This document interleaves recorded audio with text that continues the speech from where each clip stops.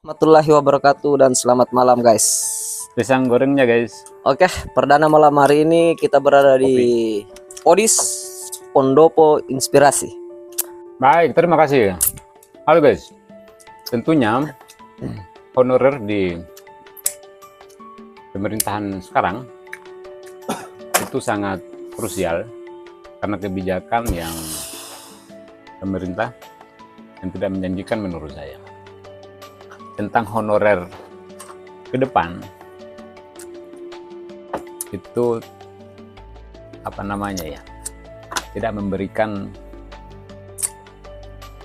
kepastian dari sudut atau kedudukan yang pasti di birokrasi. Karena kenapa? Ada beberapa pendapat dan pandangan dan bahkan kajian bahwa honorer ini cukup membebani anggaran pemerintah baik daerah dan pusat. Namun di lain sisi, kinerja honorer patut dipertimbangkan dan diperhitungkan mengingat proporsi kebutuhan tenaga di birokrasi secara menyeluruh itu masih sangat dibutuhkan, terutama kita yang profesi kesehatan dan pengajar atau pendidik di guru. Demikian host. Oke, mungkin itu tadi sedikit tanggapan dari abang saya, Abang Satar, menanggapi terkait masalah fenomena masalah yang terkait masalah kopinya. Tenaga honorer. Lumayan ramai juga kucingnya bang ya. Saya pelihara kucing. Gitu ya. Luar biasa. Setelah itu saya akan kembangbiakan harimau di lingkungan karangan rumah supaya rumah ini tidak dipagari lagi dengan apalagi namanya beton ya. Jadi cukup hewan-hewan buas. Ketika ada orang yang berniat jelek, ya cukuplah hewan-hewan buas itu yang akan menjaga ini pekarangan. Oke, cukup menarik iklannya pemirsa. Oke, kita kembali ke pembahasan. Saya minta sedikit tanggapannya Bung Jus untuk menanggapi terkait masalah tenaga honorer, dilematis tenaga honorer hari ini. Silakan Bung Jus. Awal pembahasan malam ini masalah honorer, saya teringat 2000 apa ya, saya mulai masuk pertama di puskesmas ya, puskesmas Allah 2014 ya. Iya. 10 tahun nih di salah satu puskesmas yang ada di Kabupaten Bomana ya, ya. Okay. Saya masih ingat sampai sekarang itu surat pernyataan yang saya tanda tangani itu mengatakan bahwa siap bekerja secara sukarelawan tanpa digaji. Ya. Seperti itu konsepnya. Terkait seperti itu dan di luar kemampuan ekonomi saya kan punya istri dan punya anak. Setelah beberapa bulan saya jalani hingga menjelang lebih 1 tahun lebih, ya. Artinya tidak ada kepastian yang nyata bahwa pada saat itu tenaga honorer akan dinaikkan statusnya. Ya. Jadi saya bertanya-tanya, saya hanya kerja seperti buruh atau kerja menyandang status. Menjelang 2 tahun mungkin saya merasa berat untuk melanjutkan kegiatan saya sebagai tenaga honorer dan sekaligus penyuluh pada saat itu. Karena kenapa? Kebutuhan keluarga yang mendesak, ada istri dan ada anak dan harus dibiayai. Sementara pada saat itu tenaga honorer ya mungkin berkisar gaji itu pun kalau ada antara 200 dan 300 itu selama sebulan. Itu pun tidak jelas. Ya seperti itulah. karena di situ jelas tertera bahwa Siap tidak terima gaji. Siap bekerja kerja tanpa ada upah atau gaji. tanpa ada upah atau gaji. Mau tidak mau, karena kita baru lulus sebagai seorang sarjana dan memanfaatkan ijazah, itu sangat senang karena ini pekerjaan yang memang orang cita-citakan. Setelah berjalannya waktu, memang kebutuhan ekonomi mendasar dan meningkat. Ya.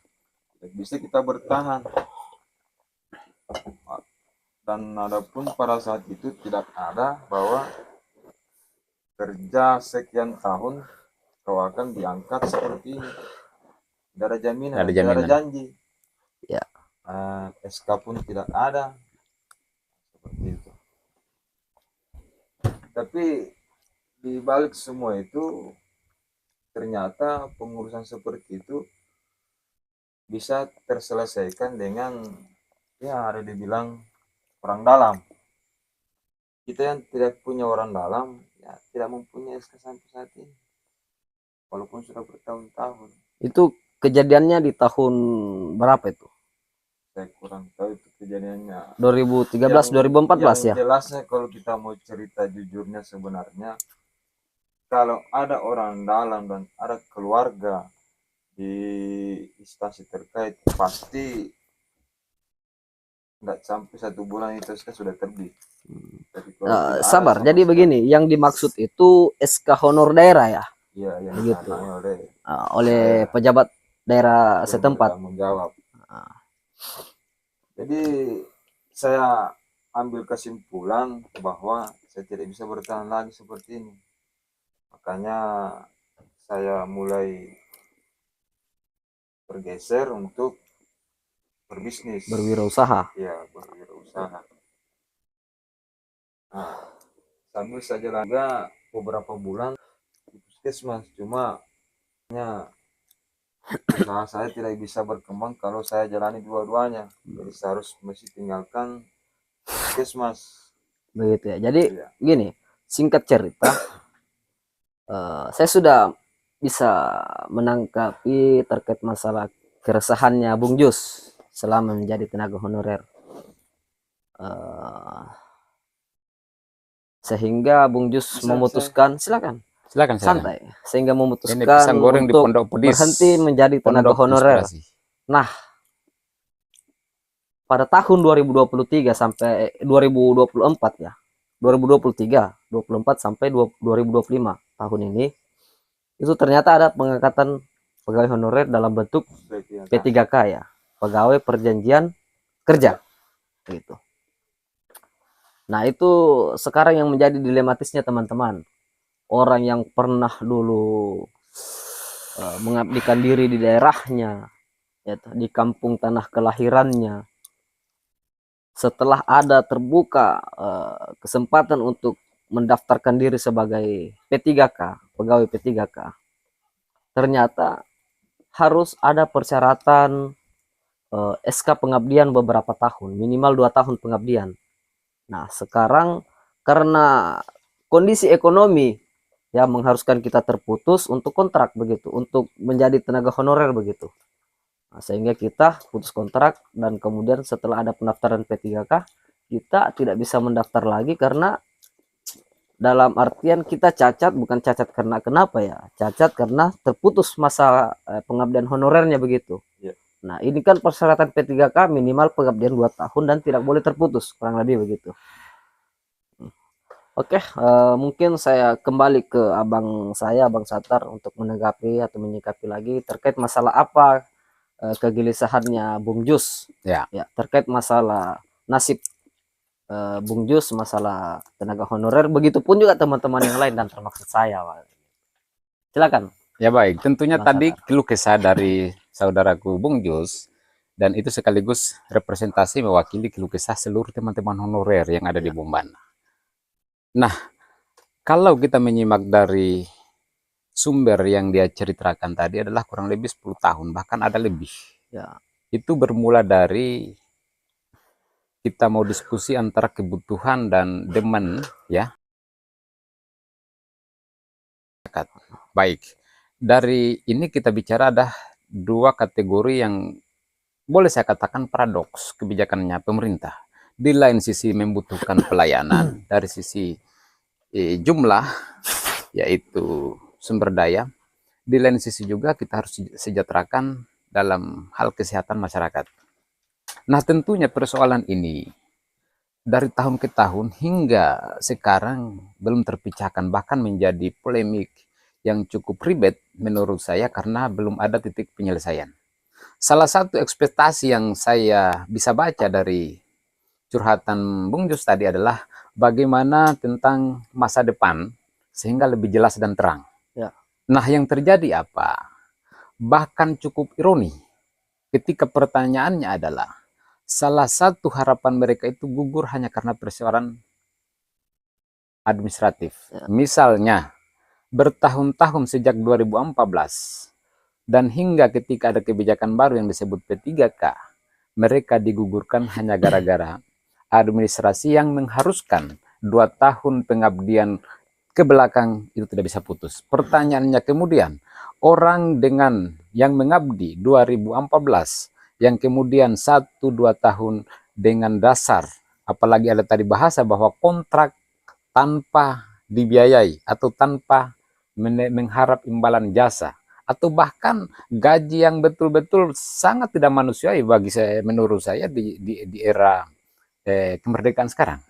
Gaji atau upah 300.000, mohon maaf 500.000 bagi seseorang yang sudah berkeluarga sangat mustahil untuk bisa menafkahi rumah tangga. Olehnya itu salah satu alasan teman-teman putus kontrak atau berhenti sebagai tenaga honorer di baik itu di puskesmas maupun rumah sakit.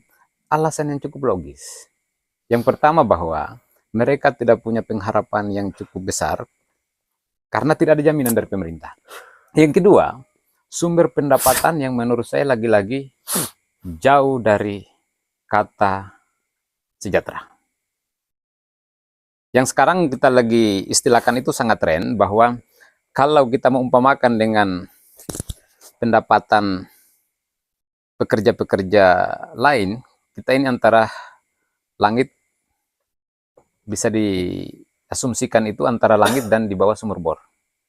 Itu sudah cukup miris. Yang artinya apa? Saya bisa simpulkan bahwa memang negara ini melihat tenaga kesehatan, terutama profesinya kita, yaitu perawat, bahkan kesmas dan sebagainya, kita ini hanya dibutuhkan, bukan dihargai.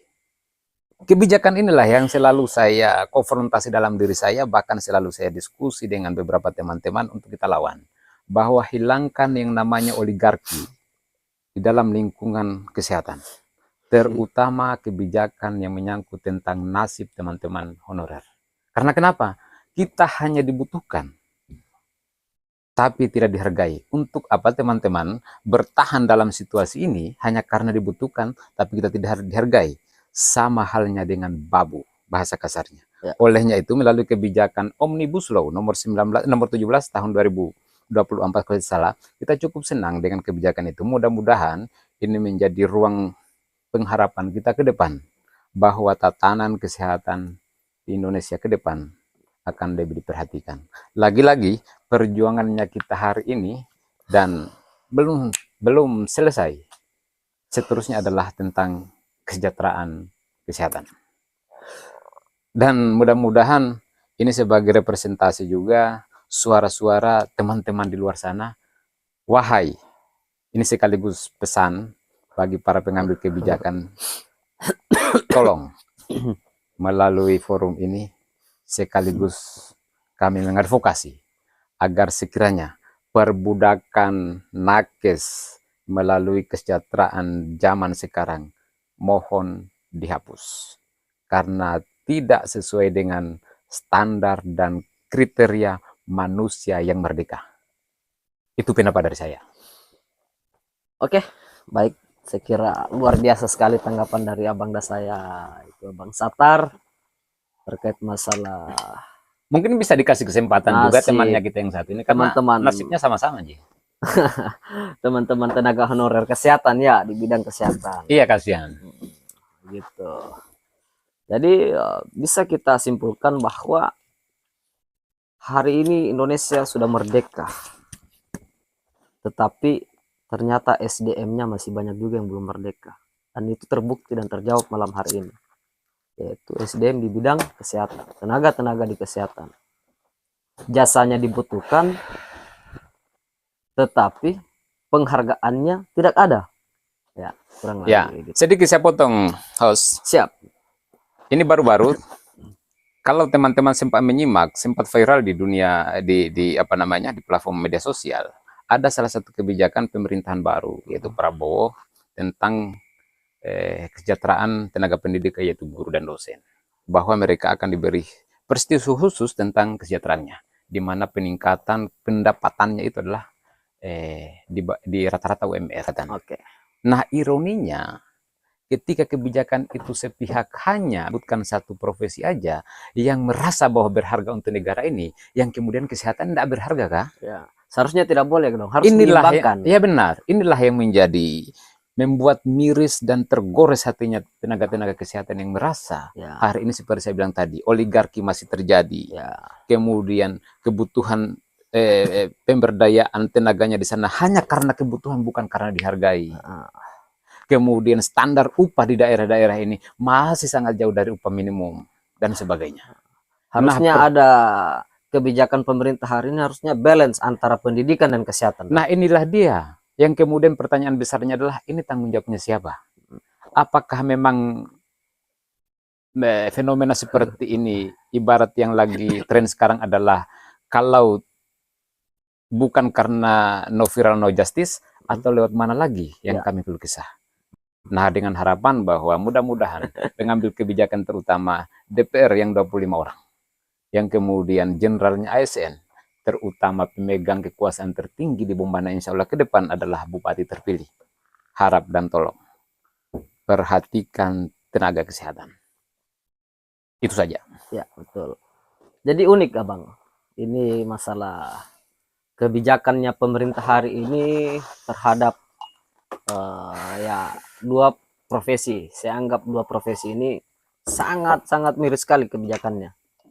Ya, tidak adil. Boleh dikata tidak adil begitulah antara tenaga pendidik dan tenaga kesehatan. Sabar. Jadi saya potong sedikit, Bang.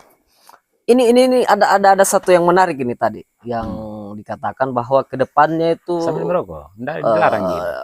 Nasib teman-teman tenaga honorer itu bahkan mau dihilangkan begitu, Bang, ya. Lucu sekali. Nah, kalau itu mungkin Jadi kan, begini, itu terkait masalah yang mau dihilangkan. Oke lah, sekarang mulai hari ini bahkan besok pemerintah ingin menghilangkan tenaga honorer. Nah, kemudian bagaimana nasib teman-teman tenaga honorer kesehatan yang berada atau yang bekerja di instansi pemerintah hari ini, yaitu yang bekerja di puskesmas maupun di rumah sakit maupun layanan kesehatan yang lainnya. Nah, seperti yang kita ketahui bahwa contoh terbesar hari ini pelayanan kesehatan itu berada di rumah sakit. Di rumah sakit itu dari 100%, di situ ada 60-70% itu diisi oleh tenaga-tenaga honorer. Nah, apakah tidak gila pemerintah hari ini untuk memberhentikan teman-teman tenaga honorer dengan jumlah kapasitas SDM itu yang berada di rumah sakit hari ini itu lebih banyak tenaga honorer kebanding pegawai negeri sipil? Ya. Apakah itu pemerintah sudah mengkaji hal sedemikian itu? ya baik. Ini pertanyaan menarik, karena begini. Tentunya kebijakan itu didasari oleh beberapa pertimbangan. Pertimbangan tentunya adalah pertimbangan yang apalagi namanya, yang bersifat empiriks, ya. Dalam hal ini kenyataan di lapangan. Kemudian pertimbangan tentang urgensial dengan pertimbangan secara teoritis. Ya. Berdasar ini, apakah kebijakan itu betul-betul sudah diuji? Nah, tentunya ini menjadi pertanyaan. Sehingga kenapa negara mengambil keputusan itu tanpa mempertimbangkan prinsip kebijakan tadi. Dan tentunya secara garis besarnya ke depan kita akan dirugikan. Karena tanpa meriset apa atau tanpa mengenali Tuhan yang ada di. Jadi itu faktor penentunya. Jadi negara atau dalam hal ini kebijakan itu baik di daerah mereka selalu mengambil kebijakan itulah mereka bertamengkan tentang kondisi keuangan. Nah, pertanyaannya adalah negara mau mensejahterakan dalam bentuk kesehatannya masyarakatnya, tetapi mereka sangat pelit terhadap pelaku atau pelaksana kesehatan. Nah, tentunya ini kan sangat antagonis Ya, kebijakan seperti ini.